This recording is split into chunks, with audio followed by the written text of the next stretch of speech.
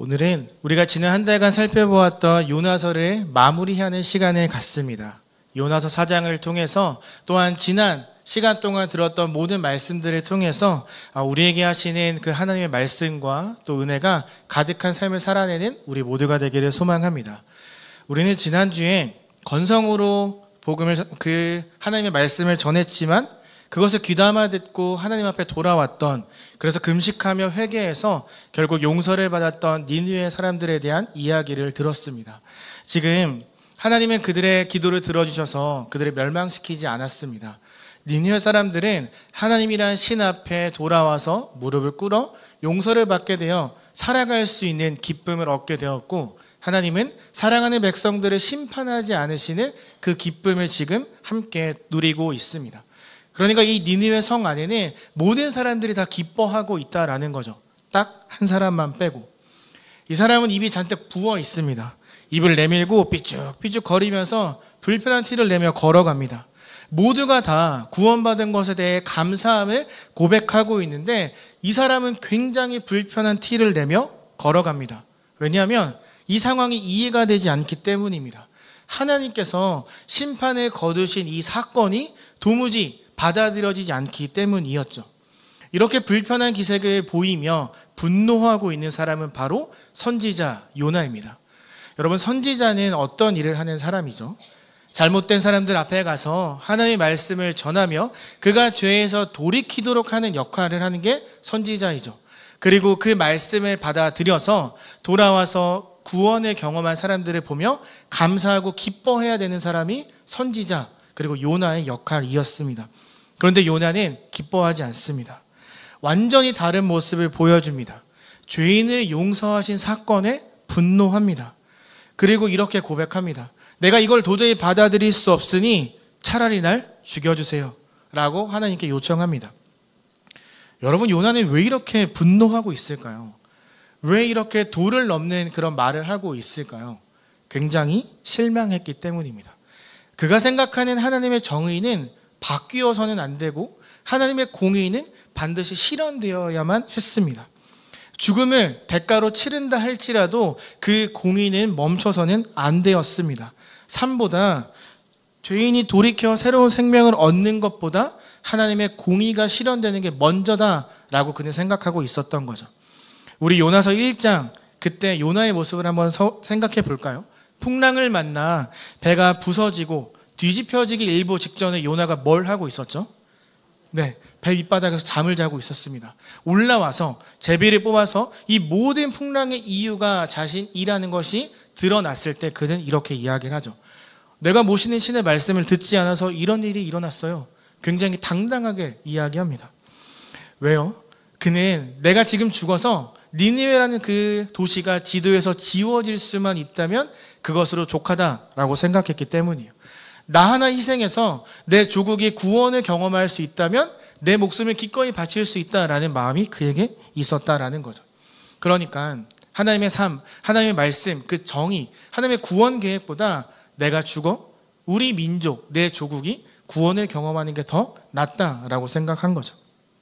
여러분, 선지자는 하나님을 믿고 있고 그 말씀을 선포해야 될 의무가 있습니다. 그런데 그가 말씀 듣기를 거절하죠. 원하지 않습니다. 그 말씀을 듣느니 차라리 죽겠습니다. 이런 말을 합니다. 그런데 성경을 보면 1장과 3장에 나오는 하나님을 모르는 이방인들의 모습은 조금 다릅니다. 요나는 살아가는 것보다 죽는 것을 선택했는데 이방인들은 죽는 것보다 살아가는 걸 선택합니다. 1장을 보면 이방인들은 요나를 바다에 던지면 모든 문제가 해결되는 것을 알고 있지만 요나를 던지지 않습니다. 어떻게든 그를 살려내려고 처음에 애를 씁니다. 아니, 이 풍랑의 원인이 되었고 내가 가진 물건을 팔아야 살아갈 수 있는데 물건을 다 바다에 던지게 만든, 그러니까 나를 빈털터리로 만든 사람이 요나인데도 불구하고 이방인들은 그를 살려내려고 열심히 노력했다라는 거죠.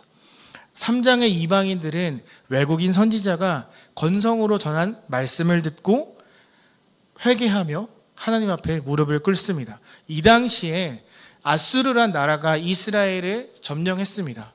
그때 모든 사람들의 인식은 아수르의 신이 더 강하기에 이 나라를 우리가 먹을 수 있었다라고 생각했거든요.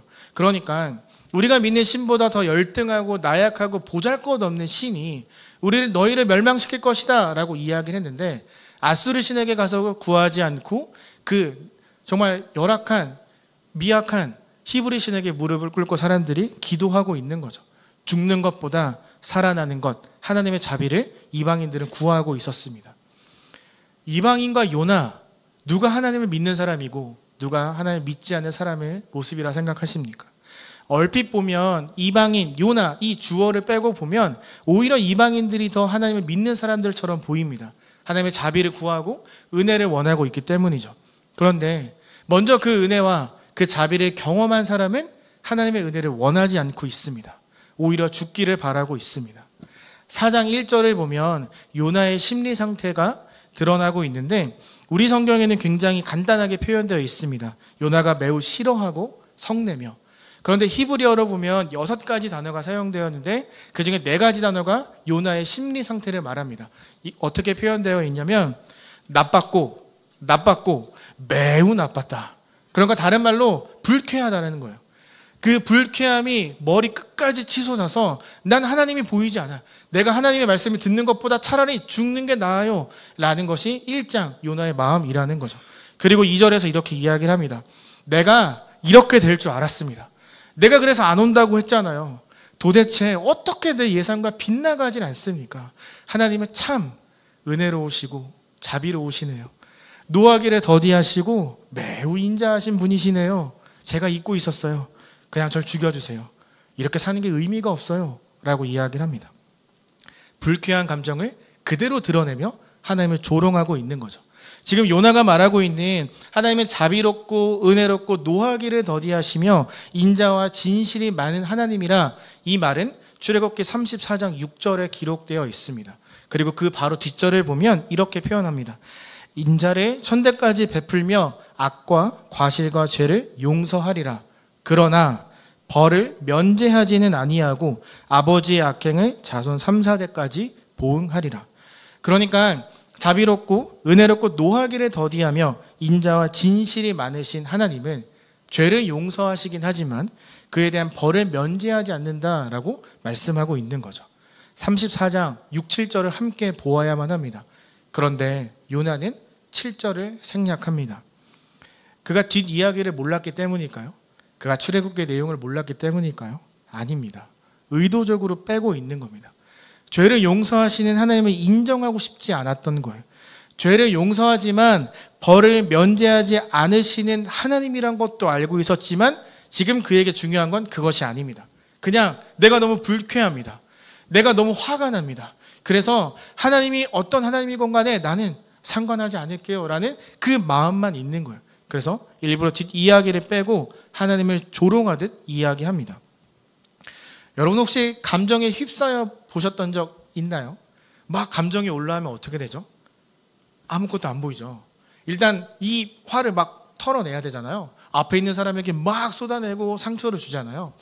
혹시 여러분 이렇게 막 주체할 수 없는 분노에 쌓여 보셨던 적 있으신가요? 저는 있어요. 제가 종종 이제 인도에서 있었던 일들을 이야기를 하는데 저는 그때 나라는 사람이 이렇게까지 소리를 지르며 화를 낼 수 있구나라는 걸 그때 처음 알았습니다.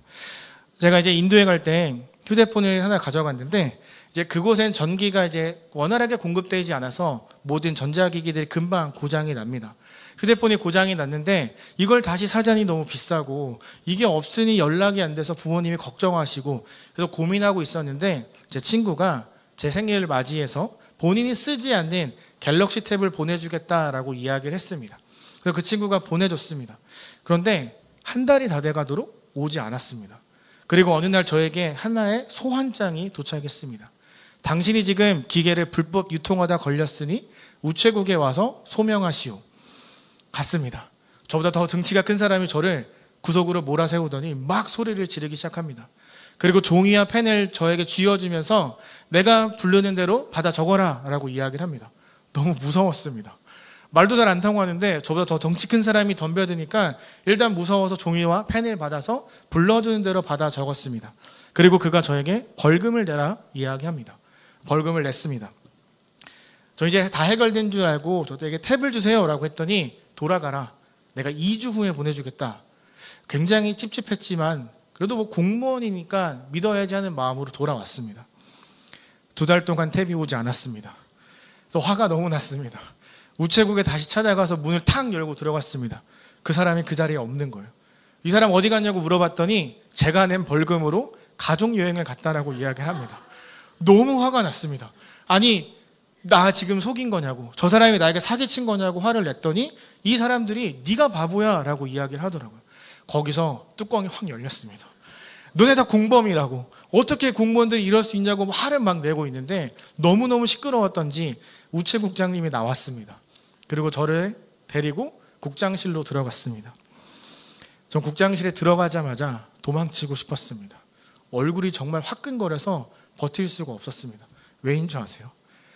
우체국장 책상 위에 성경책이 놓여져 있었거든요. 그리스도인을 많이 찾아볼 수 없는 그 땅에 하필 우체국장이 그리스도인이었던 거예요. 저는 인도에 갈 때 선교사의 마음으로 갔습니다. 실제로 선교사님들을 도우며 선교 사역을 했습니다. 그런데 그 탭이 뭐라고 분노에 차서 내가 사랑으로 품어야 될 사람들에게 막 소리를 지르며 화를 냈던 거죠. 너무나 부끄러웠습니다. 화가 차오르니까 하나님은 보이지도 않고 내가 그리스도인인 것도 모르겠고 그냥 이걸 막 풀어내고 싶은 마음밖에 없더라고요. 그분의 도움으로 벌금도 돌려받았고 탭도 받을 수 있었습니다. 감정에 휩싸이니까 정말 아무것도 보이지 않더라고요. 그냥 이걸 빨리 풀어내고 내가 원하는 것만 받고 싶은 마음밖에 없더라고요. 지금 요나가 그러고 있습니다. 아니, 저보다 더 심하게 하나님 앞에 화를 내고 있습니다. 화를 내고 조롱하는 걸 넘어서서 나를 죽여주세요라고 말하고 있습니다. 저는 요나가 굉장히 비겁하다 생각합니다. 1장을 보면 자신이 바다에 뛰어들면 되는데 너희가 나를 던져라 라고 하면 책임을 전가하거든요. 4장도 마찬가지입니다. 본인이 죽으면 되잖아요. 본인이 막 그럼 되잖아요. 근데 하나님에게 나를 죽여달라고 책임을 또 전가합니다. 이 정도 되면 머리 한 대 팍 쥐어받고 정신 차려 이렇게 하실 법한데 하나님이 그렇게 하지 않으십니다. 하나님이 요나에게 이렇게 말씀하십니다. 요나야, 너가 나에게 화를 내는 게 맞니? 야, 이게 맞아? 이런 뜻이 아니라 정말로 부드럽게 하나님이 말씀하고 계시는 거예요. 꾸짖지 않고 오히려 요나가 지난 모든 과거의 일들을 돌이켜보면서 경험했던 하나님의 은혜를 떠올려 주기를 원하고 계시는 거예요. 다른 말로 요나가 지금 갖고 있는 지독한 자기의, 자기 생각, 고집에서 벗어나기를 기다리고 계신다는 거죠. 그래서 화를 내지 않고 너 나에게 화를 내는 게 맞니? 라고 묻고 계시는 거예요. 화가 풀려야, 성경책을 본 순간 화가 풀려서 정말 아무 말도 하지 못했습니다. 죄송합니다. 화를 내서 죄송합니다. 이 말밖에 하지 못했습니다. 화가 풀려야, 감정이 내려가야 하나님과 대화할 수 있는 그 마음의 준비가 되는 거죠. 그 교만을 버려야 하나님과 정말 의미 있는 대화를 할 수 있기에 하나님은 그에게 너가 나에게 화를 내는 게 맞니? 라고 묻고 계시는 거죠. 이렇게 질문하셨는데 요나가 어떤 반응을 보였는지 아십니까? 대답하지 않습니다. 무시합니다. 그리고 니느웨 동쪽으로 가서 초막을 짓고 니느웨 성을 쳐다보기 시작합니다. 하나님과 관계를 맺고 있고 하나님의 말씀을 알고 은혜를 알고 있지만 내가 원하는 걸 이루기 전까지 난 하나님과 대화하지 않겠습니다. 내가 원하는 걸 이루어 주셔야 됩니다 라고 지금 요나가 말하고 있는 거죠. 요나가 초막을 칩니다. 이 니느웨가 지속적으로 회개하지 않을 것이라는 기대와 하나님의 심판이 곧 이루어질 것을 기대하며 초막 안에 들어갑니다. 니느웨의 회개는 진심이 아닐 거야 라는 확신 속에 하나님의 물음에 답하지 않고 어떤 일이 일어나는지 지켜보고 있는 거죠. 그 심판이 머지않아 일어날 거라 생각했는지 굉장히 간단한 초막을 짓고 들어가서 쉽니다. 이 초막은 태양을 막아주는, 모래바람을 충분히 막아줄 수 있는 공간은 아니었습니다. 그런데 하나님이 그에게 박넝쿨을 허락하십니다. 요나가 이걸 보고 굉장히 기뻐합니다. 여러분, 왜 6절 박넝쿨을 주신 하나님을 보고 요나가 기뻐했을까요? 왜 요나가 박넝쿨을 보고 막 즐거워했을까요? 그건 하나님께서 내 기도에 응답하셨다라고 생각했기 때문입니다. 그래, 하나님이 내 뜻대로 저들을 심판하시겠구나. 그래, 내가 하나님과 기싸움에서 이겼구나. 그래서 하나님이 나에게 박넝쿨을 주신 거구나. 곧 심판이 나타날 거야 라는 마음속에 굉장히 기뻐합니다. 그런데 그 기쁨이 오래가지 못하죠. 다음날 새벽에 벌레들이 다 갉아먹었기 때문입니다. 벌레들이 다 갉아먹었다는 것은 이런 뜻이에요. 하나님께서 난 너의 뜻에 맞추어 주기 위해 박넝쿨을 준 것이 아니다. 다른 의미가 있다라고 말씀하시는 거죠. 우리가 여기서 주목해야 되는 건 6절 초반입니다. 하나님 여호와께서, 지금까지 여호와라는 말만 나왔는데 이 순간 하나님 여호와라는 말이 등장하고 있습니다. 이전에 여호와라는 표현은 이스라엘과 하나님과 관계가 있다, 그러니까 이스라엘을 위한 하나님이라는 의미였다면 6절부터 다른 표현을 사용하시면서 왜 내가 니느웨를 용서했는지를 알려주고 계시는 거죠. 야훼, 엘로힘, 하나님 여호와, 나는 이스라엘만을 위한 여호와가 아니라 온 세상을 지었고 온 세상을 다스리며 모든 사람을 위한, 모든 사람들을 구원하기 위한 하나님이다 라는 걸 지금 밝히고 계시는 거죠. 하나님께서 분명히 니느웨를 용서한 이유를 말씀하셨습니다. 그런데 요나가 어떻게 반응하죠? 또 죽여주세요 이렇게 이야기를 합니다. 자기 마음에 들지 않으면 죽여달라고 하는 아주 못된 모습을 보이고 있는 거죠. 마치 어린아이가 때를 쓰듯이 내가 하고 싶은 대로 원하는 대로 이루어지지 않으니까 차라리 죽여주세요라고 요나가 말하고 있는 거죠. 제가 예전에 청소년부 사역을 하면서 만났던 세 분의 선생님이 계셨습니다. 그분은 15년, 20년씩 그 청소년 부서를 섬기셨고 굉장히 열정 넘쳤고 많은 영향력을 주던 분들이었습니다. 제가 전도사로 부임하던 그때 100명이었던 청소년부가 좀 여러 가지 어려움이 있어서 30-40명 정도밖에 남지 않은 상황이었습니다. 제가 부임하기도 전에 그분들에게 전화가 왔습니다. 좀 만나고 싶다고. 그래서 일사에서 이제 사당까지 갔습니다. 전 세 분이 다 나오실 줄 알았어요. 근데 한 분만 나오셨더라고요. 2시간 정도 이야기하고 2시간이 되어가는데 갑자기 한 분이 등장하셨습니다. 또 2시간을 이야기했습니다. 4시간 정도 이야기했는데 또 한 분이 오셨습니다. 6시간을 그 자리에서 이야기를 하게 된 거죠. 그분들이 저에게 하셨던 말은 이거였습니다. 전도사님, 내 말을 잘 들어야 이 교회에 오래 있을 수 있어요. 내가 이것저것 다 해봤고 20년 동안 수많은 교역자들을 겪었는데 우리가 더 잘 알아요. 그러니까 내 말 잘 들으세요. 만약에 우리 말 새겨되지 않으면 전도사님 자리 위험해질 수 있어요. 이렇게 6시간 동안 말씀하셨습니다. 제가 그 6시간 동안 그 이야기를 듣고 일산으로 돌아가면 이런 마음을 가졌습니다. 한 귀로 듣고 한 귀로 흘려야지. 제가 그곳에 청소년부를 섬기면서 정말 단 1분이라도 만날 수만 있다면 학교며 학원이며 다 찾아다녔습니다. 그 친구들이 학원에서 집에 갈 때 차를 태워가면서 계속 신방하고 어떻게든 만나기 위해서 애를 썼습니다. 그리고 몇 달 지나지 않아 청소년부의 숫자가 원래대로 돌아왔고 아이들이 정말 기뻐하는 그런 시간들을 갖게 되었습니다. 그때 문제가 터졌습니다. 또 6시간 동안 카페에서 이야기를 하게 되었습니다. 화장실이 너무 가고 싶은데 가지 못하게 하시면서 6시간 동안 또 똑같은 말씀을 하셨습니다. 제가 이렇게 말하니까 굉장히 나쁜 분들 같은데 그런 분들 아니에요. 이분들은 너무 열정이 뛰어나고 또 잘하고 있는데 내가 원하는 것, 내가 해봤던 것도 접목하면 더 좋을 것 같아서 저에게 이제 조언을 하기 위해 그 자리에 저를 불러주셨던 거죠. 그 당시에는 본인들이 원하는 것을 제가 해야 한다라고 계속 말씀하셨어요. 그런데 그해 여름 수련회를 기점으로 그분들의 생각이 바뀌게 되었습니다. 그분들이 해왔던 지난 모든 사역들만이 옳고 맞다라고 생각했는데 그렇게 하지 않았는데도 하나님을 경험하고 자신의 입으로 예수 그리스도를 고백하고 변화되어가는 아이들의 모습을 보며 그분들이 깨닫기 시작한 거죠. 과거의 영광을 붙들고 놓지 못하고 있던 게 나였구나. 계속 변하고 하나님이 일하고 계셨는데 내가 그것에 가로막고 있었구나라는 걸 그분들이 깨닫게 된 거죠. 여러분, 사람이 잘 안 바뀐다는 것 아시잖아요. 15년, 20년의 그 청소년부에서 섬기셨습니다. 사역의 패턴과 고집들이 굳어서 전혀 바뀔 것 같지 않았던 그분들이, 교회에서 3인방이라 부를 정도로 유명했던 그분들이 하나님의 은혜를 경험하니까 바뀌더라고요. 과거의 영광을 내려놓고 어린아이처럼 하나님의 일하심을 기대하며 매일 찾아오시더라고요. 사랑하는 제2가족 여러분, 저는, 여러분은, 우리는 어떤지 한번 살펴보기를 소망합니다. 혹 우리도 요나처럼 굳어진 나의 생각과 신앙의 습관으로 인해서 내가 원하는 대로 해야만 해, 내가 맞아, 내가 하는 게 옳아 라는 생각을 혹시 갖고 계시진 않으셨나요? 교회를 공동체를 위한 말이라고 하지만 사실은 내가 원하는, 내가 만들고 싶은, 내가 이루고 싶은 것을 이야기하고 있지는 않았는가 생각해 보아야만 합니다. 요나서 4장을 통해 하나님은 요나가, 그리고 제가, 우리 모두가 그러한 생각들을 내려놓고 정말 내 앞에 계신 하나님만을 바라보기를 원하고 계십니다. 10절, 11절을 보면 너, 나라는 말이 등장합니다. 요나야, 너는 아무것도 하지 않은 박넝쿨을 선택했지만, 요나야, 너는 이 박넝쿨이 자랄 때까지 아무것도 하지 않았음에도 이걸 선택했지만 나는 사람을 선택했다. 나는 좌우를 분별하지 못하는 그 12만 명을 선택했다.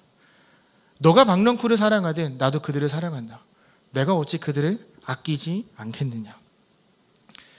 하나님께서는 먼저 구원과 그 은혜를 경험한 요나도, 우리도 중요하지만 아직 그 용서의 기쁨을 모른 채 살아가고 있는 그 사람들도 아끼고 사랑하고 있다는 걸 말씀하고 계시는 거죠.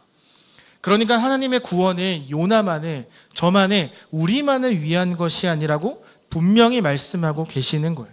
하나님의 구원 계획은 온 세상 모든 사람들을 위한 것임을 드러내고 계시는 거죠. 11절은 창조주인 내가 사람들에게 자비와 긍휼을 베푸는데 너의 허락을 받아야 하느냐라는 의미를 담고 있습니다.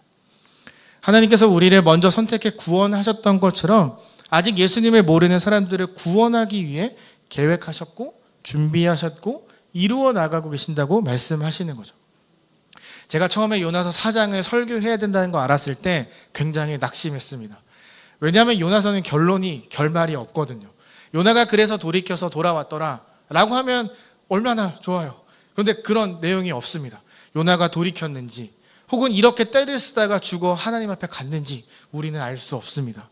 그런데 여기서 우리가 주목해야 되는 건 요나가 어떻게 변했는지가 아니라 요나의 결말이 열려있는 것에 주목해야 됩니다. 왜냐하면 저는 요나의 결론이 우리의 삶을 너무나 잘 보여주고 있다고 생각하기 때문입니다. 요나도 우리도 하나님을 잘 압니다.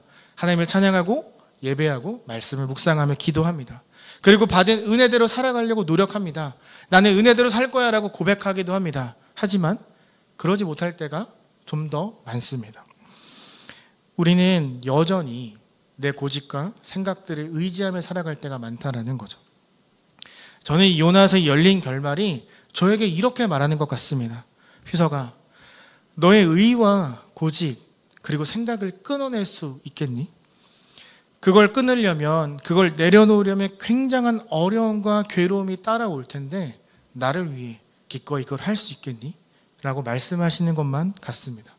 제가 조금 전에 말씀드렸던 그 세 분의 선생님들은 그 다음 해 15년, 20년 사역했던 청소년부 사역을 내려놓으셨습니다. 많은 애정과 사랑과 에너지를 쏟은 공동체였기에 너무나 힘들었지만 내려놓기로 결정하시며 저에게 이렇게 말씀하셨습니다. 저희는 이제 한 발 물러서서 하나님의 일하심을 보고 싶어요.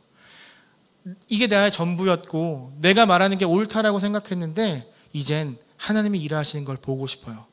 내려놓으셨고 다른 사역으로 옮겨가셨습니다. 그리고 나중에 이렇게 말씀하셨습니다. 너무너무 행복하다고. 내가 쥐고 있던 고집과 생각들을 내려놓으니까 생각지 못했던 하나님의 은혜가 물밀듯이 밀려오는데 너무나 행복하다라고 말씀하셨습니다. 우리는 지금 새생명 전도축제를 앞두고 있죠. 지난 주일엔 태신자 작정도 했습니다. 우리가 이것을 하는 이유는 하나님의 구원이 모든 사람들을 위한 것이기 때문입니다. 모든 사람들을 위한 구원이 올바르게 전달되려면 우리가 이 요나서 말씀을 통해 나의 삶을 돌아보고 변화되게 해달라고 기도해야만 합니다. 우리가 그리스도 안에서 변화되지 못한다면, 아니 그 변화가 과거에만 있었고 지금은 없다라고 한다면, 우리에게 끊어버리지 못한 나의 고집이나 생각과 습관들이 여전히 있다라면 우리는 나의 태신자들에게 하나님을 온전히 전할 수 없을 겁니다. 하나님의 구원의 의미를 온전히 전달할 수 없습니다. 내가 먼저 경험한 구원과 그 기쁨의 감격을 내가 품은 태신자들에게 정말 온전히 나누기를 원한다면 나부터 그리스도 안에서 변화되어지고 있는지, 나부터 그리스도 앞에 내 것들을 내려놓고 있었는지를 반드시 먼저 돌아보아야만 합니다. 하나님은요, 우리가 그렇게 하지 않아도, 우리가 여전히 나의 고집과 생각들을 붙들고 살아간다 할지라도 우리를 통해 구원을 베푸시기로 결정한 것을 되돌리지 않으실 거예요. 우리가 말씀대로 살아가지 못한다 해도 하나님은 반드시 일하실 거예요. 우리를 통해 반드시 역사하실 것이고 우리를 통해 그들을 구원해내실 거라고 저는 믿습니다. 저는 적어도 우리가 요나보다는 낫다라고 생각합니다. 우리 물고기 뱃속에 들어간 적 없잖아요. 그리고 요나처럼 건성으로 복음 전하지 않잖아요. 대신자를 품고 그를 위해 기도하고 예배하고 계속 기도하며 내가 어떻게 그들에게 복음을 전할 수 있을까 늘 고민하고 계시잖아요. 그래서 저는 우리가 최소한 요나보다 낫다라고 생각합니다. 여러분, 요나도 했어요. 대충 전했는데 그 12만 명이 돌아왔어요. 우리처럼 더 열심히 기도하고 준비하는 우리가 가서 그리스도를 전한다면 하나님이 일하지 않으실까요? 전 반드시 일하실 거라 생각합니다. 요나도 했습니다. 우리도 할 수 있습니다. 정말 그걸 믿는다면 우리는 이 말씀을, 요나서를 마무리하면서 이런 질문을 함께 스스로에게 던져보았으면 좋겠습니다. 내 삶에서 요나와 같은 모습은 없었는가? 내가 공동체를 위한 일이다 라고 말하면서 사실은 내 만족을 채우고 있지는 않았는가? 한번 스스로에게 질문을 던져보아야 할 것입니다. 그리고 생각하며 기도해야만 합니다. 사랑하는 제2가족 여러분, 저는 우리를 통해서 그 하나님의 놀라운 구원 계획이 반드시 이루어질 것이라고 믿고 확신합니다. 저와 여러분을 통해서 하나님이 그 예수 그리스도의 복음이 정말로 아름답게 전파될 거라고 저는 믿어 의심치 않습니다. 왜냐하면 우리 안에 선한 일을 시작하신 그분이 그것을 끝까지 이루어내실 것이기 때문이죠. 우리를 통해 하나님의 구원, 예수 그리스도의 복음이 온전히 전달되어지고, 그래서 많은 이들이 돌아와 하나님 앞에 우리와 함께 예배드리는 모습을 보며 나를 통해 일하고 계셨던 하나님 앞에 감사를 고백하는 우리의 모습들이 되기를 간절히 소망합니다. 우리도 할 수 있습니다. 하나님은 우리를 통해 반드시 일하실 것이기 때문이죠. 그래서 내가 품은 태신자를 위해 그들이 하나님 앞에 돌아오는 것을 보고 정말 기뻐할 수 있는 우리가 되기를 소망합니다. 요나처럼 못난 마음을 가지고 왜 이렇게 하지 않고 정말 하나님이 일하신 것에 대해서 진심으로 감사하며 기뻐할 수 있는 그 모습이 우리 가운데 나타날 수 있기를, 그리고 우리 안에 계신 성령님을 의지해서 날마다 변화를 기대하며 살아가는 저와 여러분 되시기를 예수님의 이름으로 소망하며 축복합니다.